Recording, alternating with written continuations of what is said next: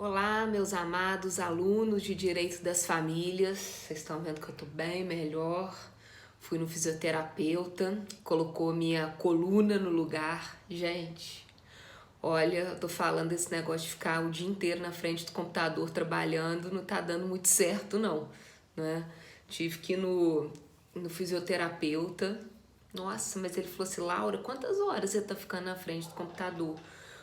Umas 16, 18. Ele falou, então tá explicado, né?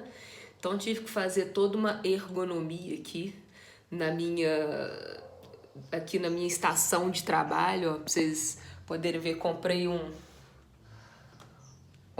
teclado, coloquei o notebook mais alto, né? Coloquei um negócio aqui. Gente, eu tô de pijama, tá por baixo. Aqui, ó, coloquei um negócio para colocar o pé, toda, né? Não teve jeito. Mas, enfim, né? Melhorei bastante, isso daí que importa. Então, vamos para nossa aula dessa semana. E olha que interessante, antes de eu começar a falar propriamente sobre o PowerPoint número 5, inclusive eu já tinha feito uma introdução para vocês, né? E eu vou voltar a falar hoje, não tem como eu fugir a isso, da emenda constitucional 66, que muitos entendem que a figura da separação não existe mais e que esse não é o meu posicionamento, mas que na prática é muito difícil você conseguir uma separação, já que a tendência é pelo divórcio direto. Mas olha só, não queria que, aliás, gostaria que vocês não deixassem de ler um texto que foi do Rafael Calmon. Ele publicou no dia 8 de maio desse ano. E o texto chama, então vou colocar aí para vocês, o Pacto de Não Processar e o Direito das Famílias. E a gente conversou muito sobre pacto antinupcial, né, nas semanas passadas. E olha só como é que ele introduz esse texto. Já pensou como seria se cônjuges ainda casados, mas em vias de se divorciar, combinassem o seguinte: antes de efetivamente mexer com a papelada do divórcio, né? Vamos ajustar um período obrigatório de reflexão por tantos meses, ou comparecimento prévio a um certo número de sessões de mediação extrajudicial.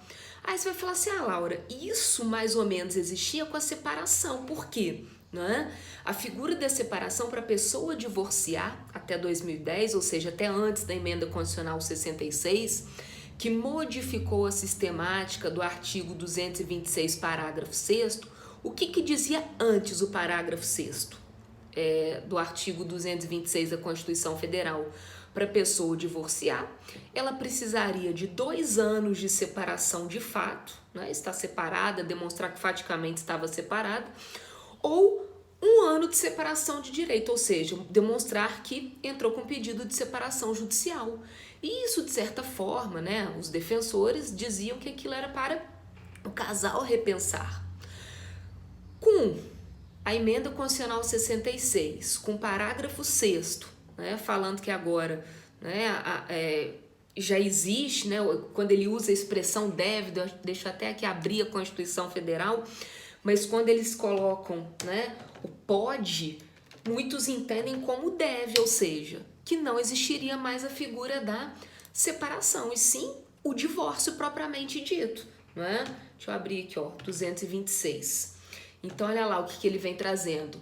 O casamento civil pode, parágrafo 6º, o casamento civil pode ser dissolvido pelo divórcio, mas esse pode, muitos entendem como se fosse a única maneira. E aí a gente já começa com essa ressalva, né?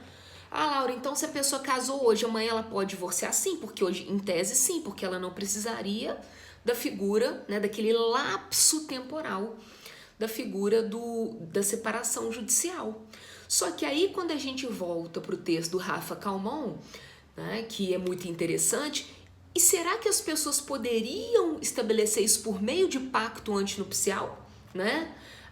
Vamos ter que refletir por tantos meses, vamos ter que fazer, como é que chama isso? Análise, terapia de casal, não é mesmo? Olha só, cláusulas de paz como essas poderiam até mesmo causar a reconciliação do casal. Sim, né? Quem diria que não é mesmo?